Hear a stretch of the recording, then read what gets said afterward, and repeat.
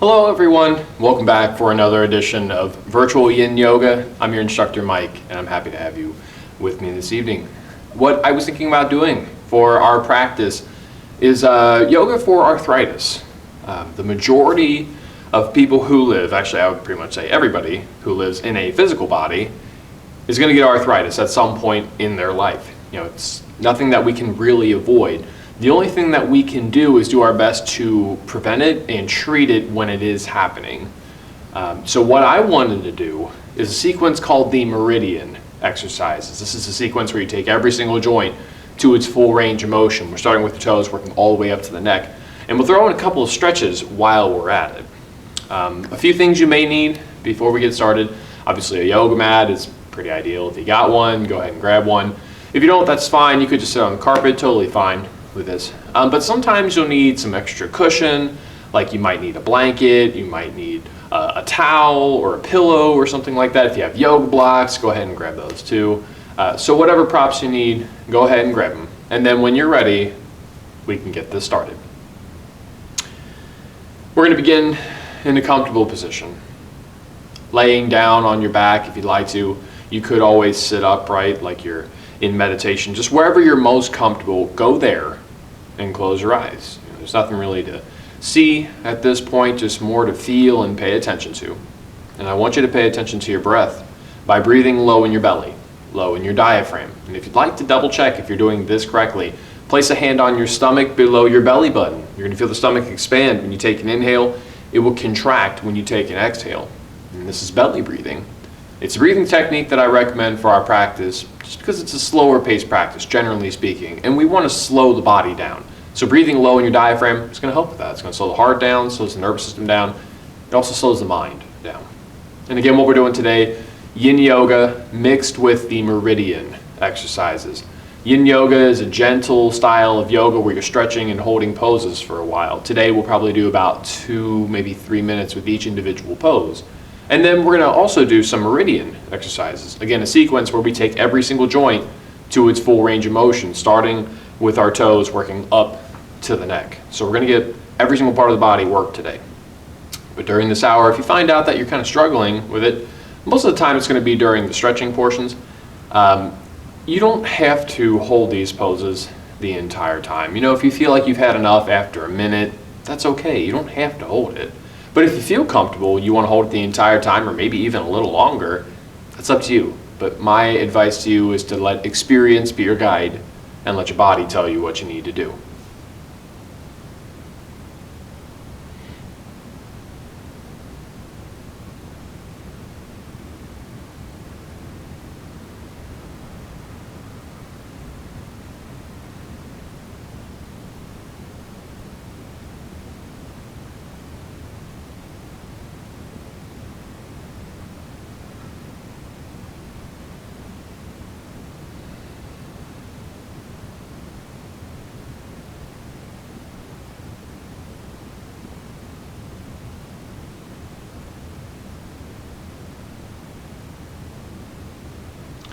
When you're ready, you can go ahead and open your eyes.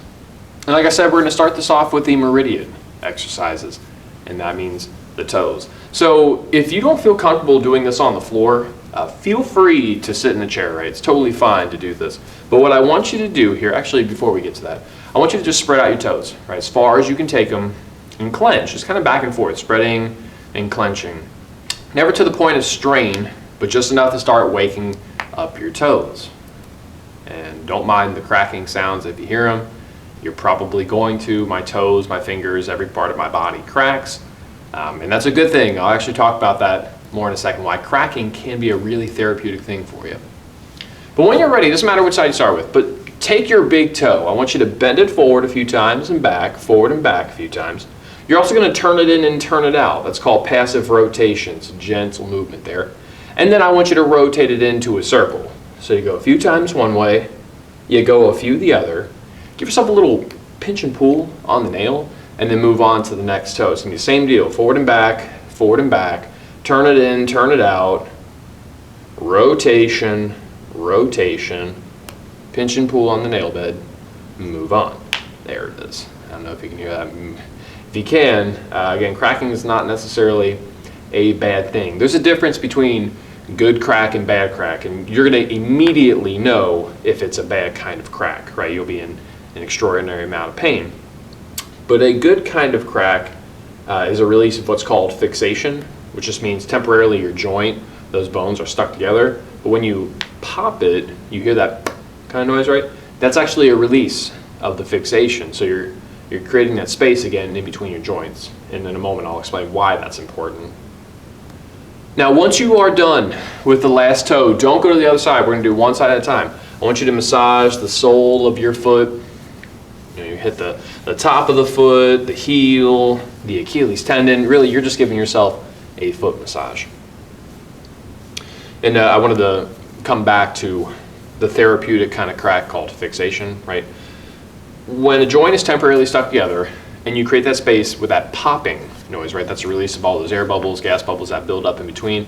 And it's kind of just like a moisture buildup almost. A great example of this is like if you've ever had a beer in a really, really frosty mug and it's on a coaster and you pull the drink up and the coaster comes with it, right? So it's temporarily stuck together. But when you create that space there, you don't really hear the noise from that, but that's the idea behind this.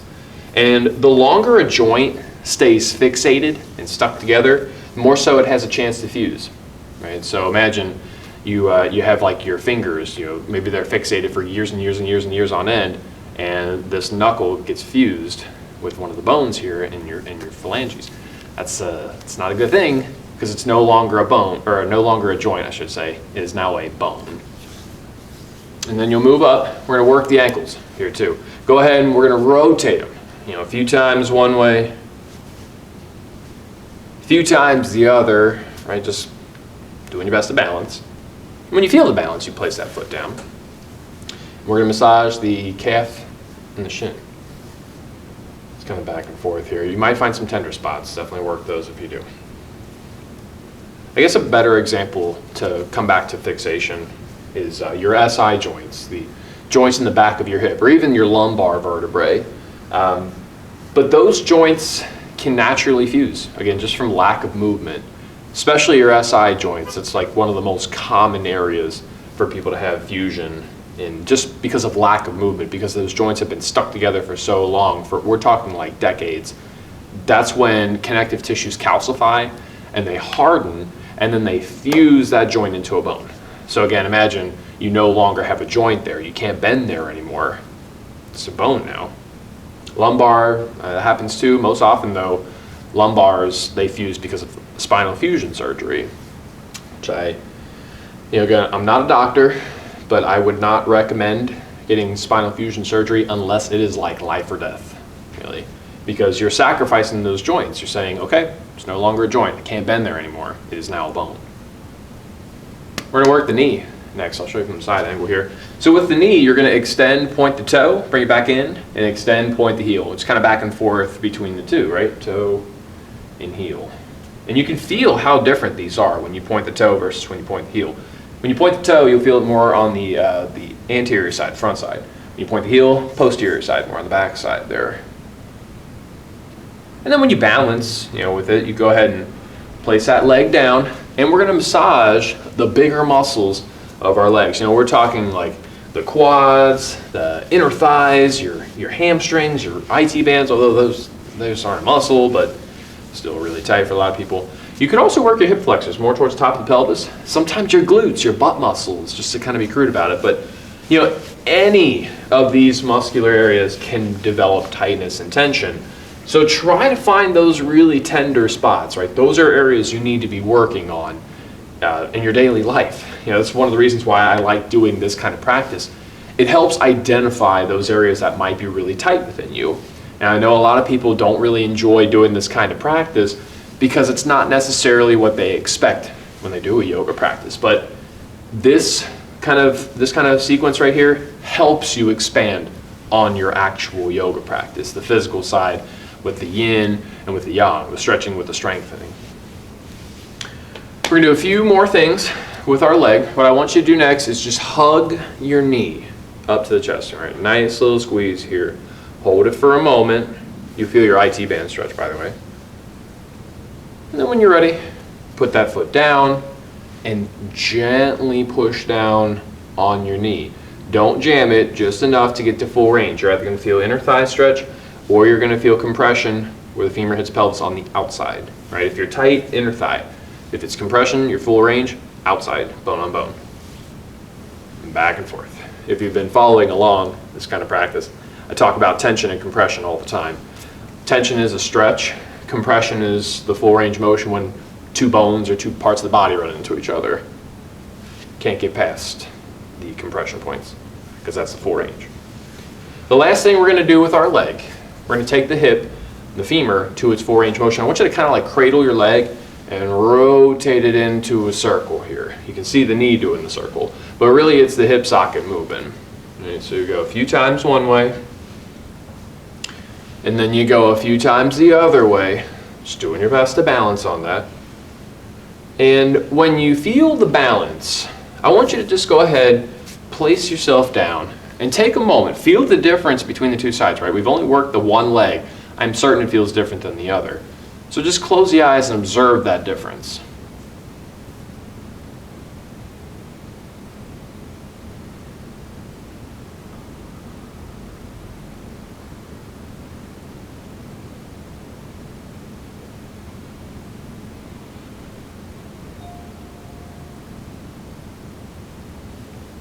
When you're ready, other side. Whatever side you're on, just make sure it's the other one. Big toe, forward and back a few times. And forward and back. Turn it in, turn it out with passive rotation a few times. Circles, a few times one way, a few times the other. Pinch and pull on the nail, move on to the next toe, same deal. And we pinch and pull on the nail because it's said to believe the meridians of the body, these are the energetic channels that run within you. They believe that the meridians start and end in your fingernails and in your toenails. So that's why we give it a little extra squeeze. It's just a little extra stimulation there. And honestly, you've probably noticed this kind of stimulation if you've ever had like a manicure or a pedicure, because they're indirectly working on the nail beds, right? And if the meridians do start and end there, that would make sense as to why you can feel a little bit of like surging of energy in your hands and in your feet. It's obviously not going to be as much as this, but you might feel a little bit. And when you're done with the last toe, no rush, no hurry. You go ahead and massage sole of the foot, right? Top of the foot, heel, Achilles tendon. Nice little massage here. A lot of times when I do this, again, just for me personally, I'll target the sole of my foot, and the reason being is because I suffer from plantar fasciitis, which again a lot of people do. A lot of athletes definitely suffer from plantar fasciitis. For those who have ever done any kind of sport activity that has a lot of jumping, you tend to develop higher arches in your feet, and because of that you tend to develop plantar fasciitis. And it's really uncomfortable. You know, if you've ever suffered from it, you know exactly what I'm talking about. Sometimes when it flares up, it feels like when you take a step, you can literally feel it tearing in the sole of the foot, which obviously is not very comfortable. So what I do, I just make sure that all these connective tissues are loose and good to go by massaging, but I also use things like a tennis ball. You know, I'll take a tennis ball and just kind of like roll my foot out on it. Sometimes if it's really, really bad, I might take a golf ball, but those are like really rare occasions. Most of the time it's a tennis ball because it's just a little bit softer, but still pretty firm. Ankle, coming up next. I like to just kind of like wrap my arm under here so I can really relax the entire leg. And then I'm going to rotate it, right? A few times one way, a few times the others, doing your best to balance on that. And when you feel your balance, place the leg down, and you're going to massage the calf and the shin, right? Just nice little work here. You can really feel those tender spots. My calves are the tight areas in my body, more so than any other part. And again, it's because of the plantar fasciitis. I suffer from that on both feet, right?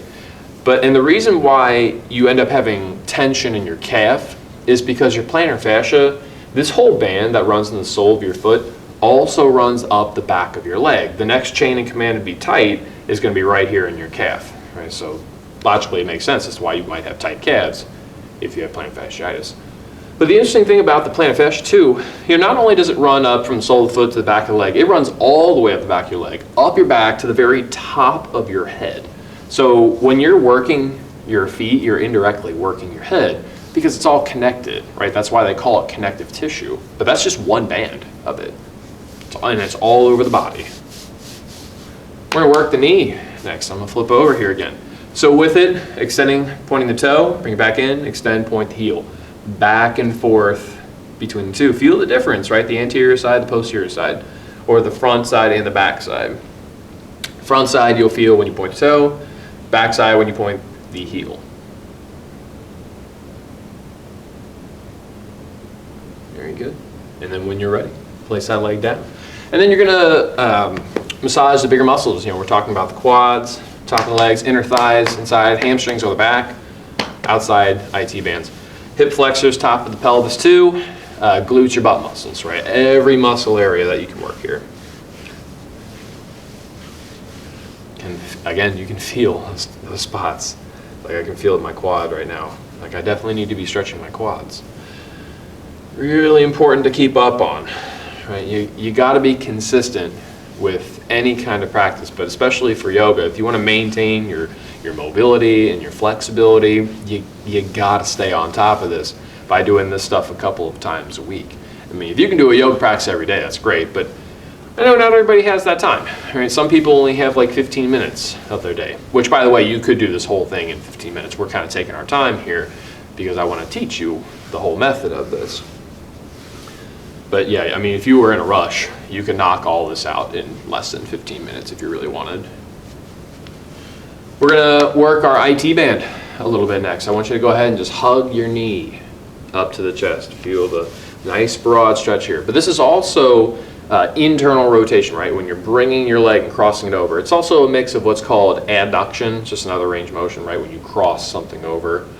But there's a lot going on here. And actually with the femur too, there's a lot of things happening. This actually is kind of turning out a little bit. That's when you get the IT band stretch. Place your foot down on your quad and then gently push down on the knee. Just to the point where you start getting to the full range, right? Don't yank and jam and push as hard as possible.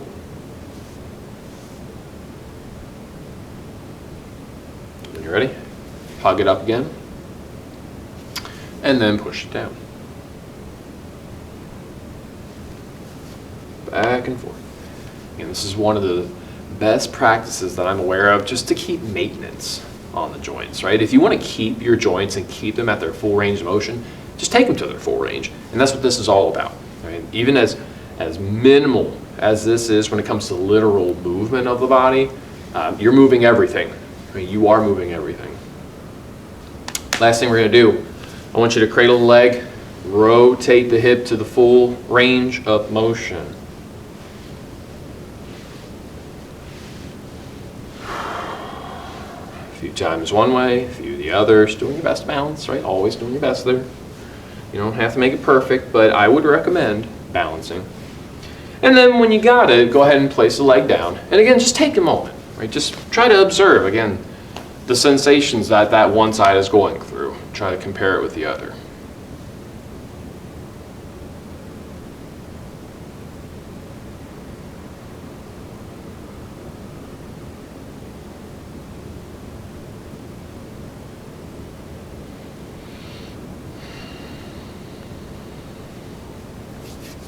When you're ready, you can open your eyes.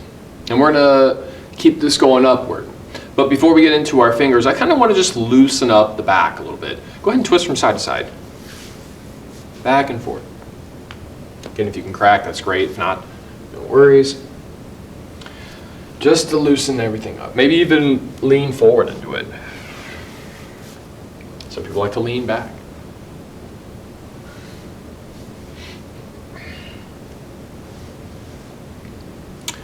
But now we're ready for our fingers. We're going to work them like we did our toes. We're going to spread them right, as far as you can and clench. But when you clench, I want you to make a fist with a thumb on the outside first. And you spread out. Then I want you to do thumb on the inside. Right? It's just slightly different, but we can also wake up the thumbs a little bit here, which again, a lot of people definitely need. Anybody who suffers from arthritis in your fingers, right? This is something you need to be doing every day. And for those who suffer from carpal tunnel syndrome, this sequence for the hands, for the wrist, every day I would recommend it. Balance between the two, shake it off a little bit. Let's do the abbreviated version. If you can crack your knuckles, go for it, right? I kind of cracked mine on the way in here. So I can do it in a few different ways. I know not everybody can do one individual way that I normally do, but some people will just literally pull out of the socket. Make sure your hands are relaxing when you do this, because if you're flexing your finger and you try to pull it, you're not going to be able to create the space in between the joints, right? Muscles have to relax to be able to pull and create some separation in the joint. So if it's flexing, it's going to lock up the joint. Relaxing will open it up. But again, I like to pull it out. I also like to bend it back a little bit. I can do that with my thumb, bend that back too. The one that normally, or at least in my experience, I've never met anybody who can do this, cracking the outside of the knuckles by bending the fingers in, right? That's a really weird one. I just happened to notice one day that I could do that, and I've been doing it ever since. It's just one of those things. Shake it off when you're ready. And we're gonna work our wrists next, but first we'll take them to the full range. I just want you to circle with them.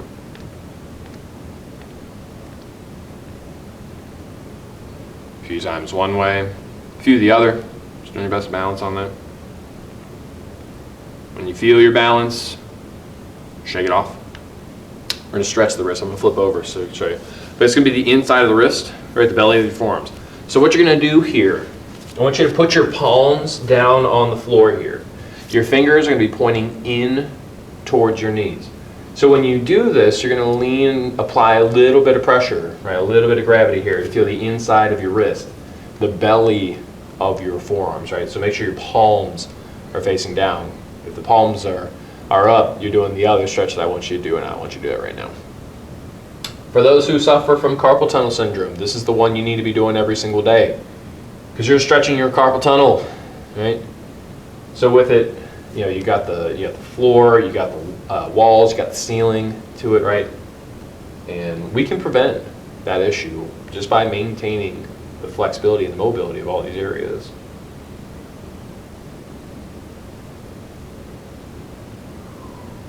And when you're ready, it's real slow. Lift it up, and just move it around a little bit. Shake it off. But we're going to do the back side of the wrist by flipping the hands over. The back of your hands are down. Your palms are up here.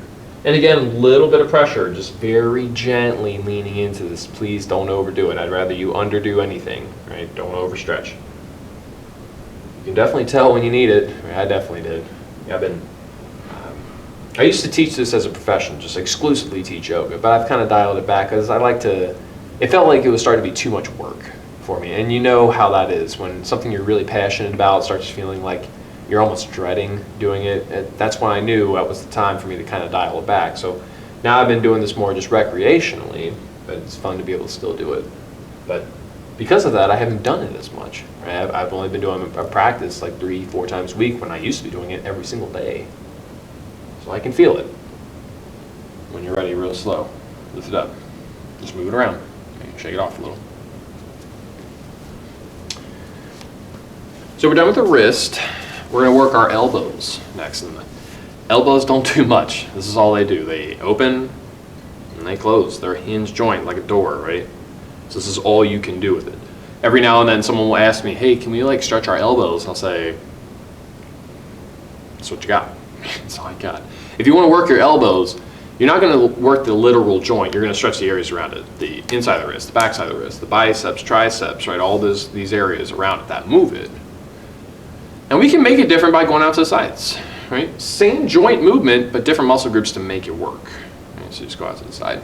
We also call this the I don't know move, right? I don't know. Could be. Maybe. When you're ready, hands to shoulder blades, rotate. Full range of motion here. Loosening it up. But a few times one way and a few the other, right? Golden rule. Gotta go both ways. And just shake it off when you're ready. And we're gonna work our neck. We're gonna do a couple of stretches here.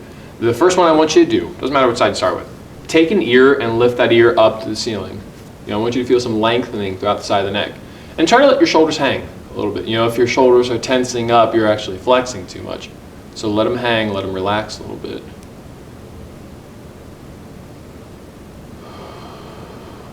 Don't forget to breathe too.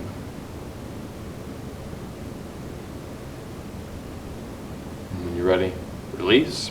And then the other side, lifting the ear, elevating. I just cracked my neck. That was really nice. Obviously it was needed.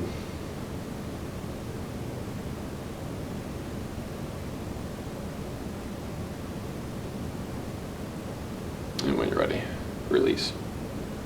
Move it around. We're going to take the neck to its full range of motion. So just nice circles with it.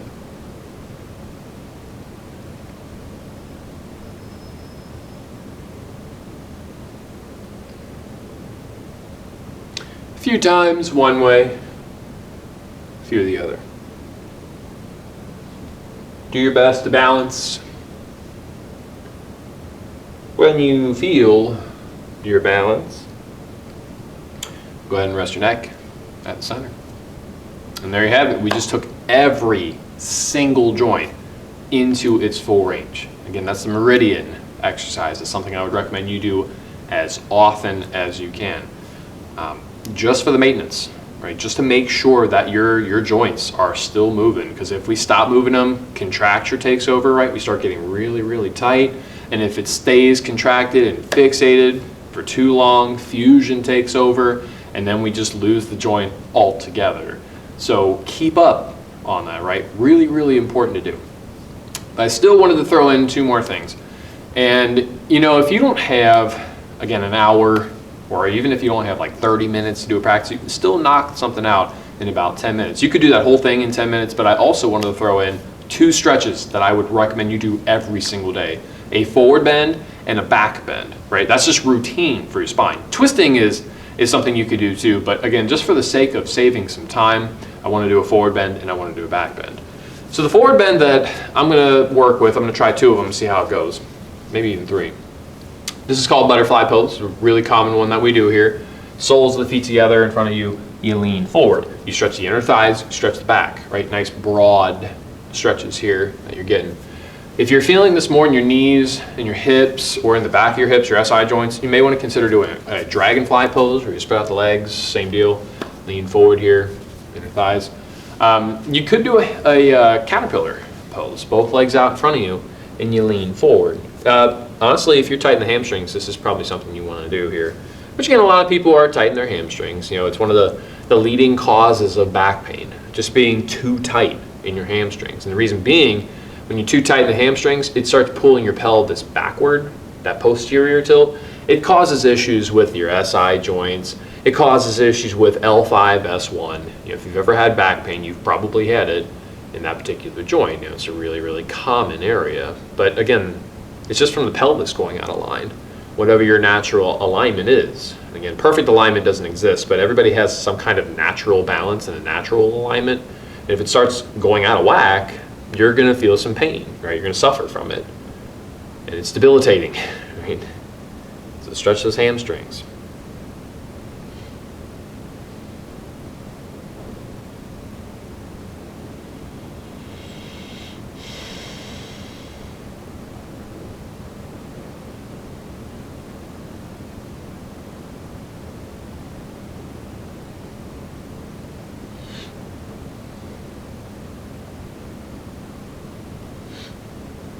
When you're ready, just say it's time, just real slow. Use your hands, slowly push up, lean back. You can lay down if you need to. You might, I usually do after a bend like that.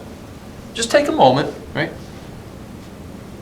You can leave your knees bent, feel on the floor if you want to, or you can stretch your legs out, just wherever you're comfortable. I'm ready to breathe.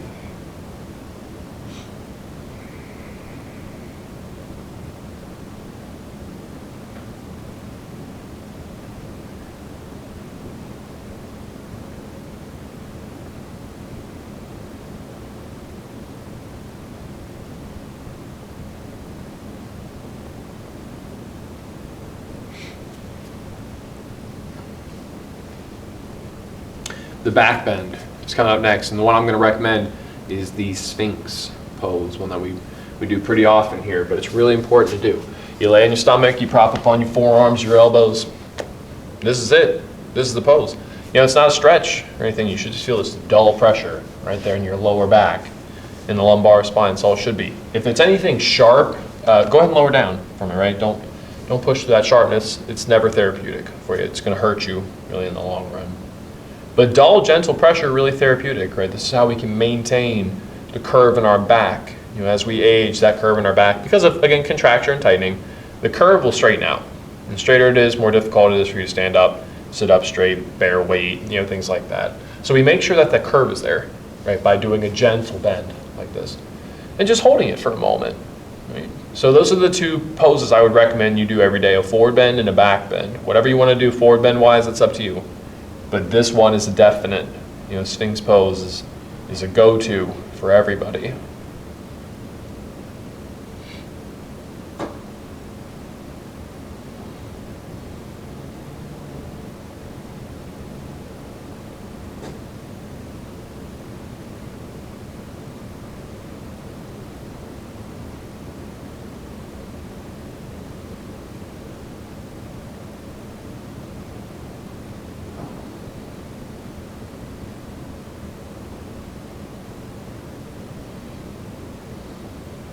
When you're ready, there's time. Just real slow, lay on your stomach. Take your time there.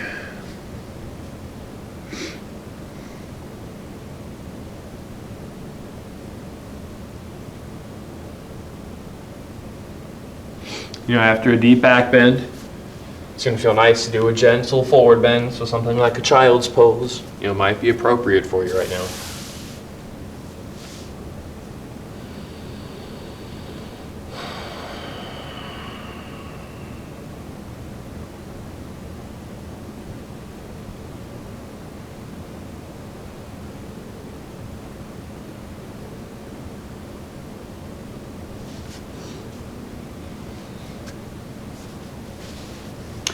There you have it. Every single joint taken to the full range, as well as doing a forward bend and a back bend. But we are at the end of our practice. And if you're ready for Shavasana, for corpse pose, just go ahead, lay back, or sit upright, but close your eyes. Just wherever you're most comfortable, go there. Close those eyes and start paying attention to your breath. I want you to breathe low in your belly, low in your diaphragm, turn your senses, your awareness within, and just observe all that work you've done with your practice. Give your body a compare and contrast. How different do you feel right now as opposed to when you first started this practice? Really observe those differences.